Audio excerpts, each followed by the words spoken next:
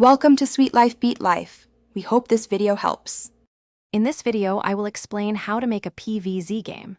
First, you will define the core gameplay, which is a tower defense style where players use unique plants to defend against waves of zombies.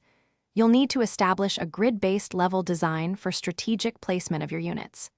Implement a resource management system, like Sun, to allow players to plant their defenses.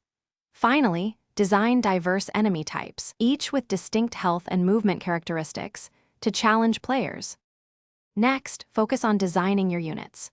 Create distinct plant types, each with unique attack patterns, like projectile launchers or area of effect defenders. Develop zombie variations, giving them special resistances or movement abilities to keep players on their toes. It's crucial to balance unit costs and their abilities to ensure strategic depth.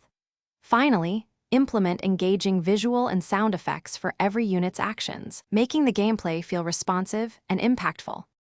Now, let's build out your game's levels and interface. Design multiple levels, gradually increasing difficulty and introducing new challenges to keep players engaged.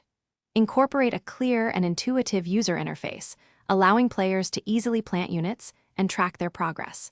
Implement a helpful tutorial system to guide new players through the core mechanics. Consider adding a scoring or star system for level completion, encouraging replayability and mastery. Finally, focus on the art, sound, and overall polish of your game. Develop a consistent and appealing art style that brings your world to life. Create engaging sound effects and background music to enhance player immersion.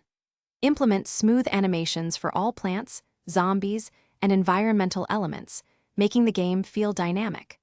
Thoroughly test for any bugs and balance issues, ensuring a high-quality and enjoyable experience for everyone who plays.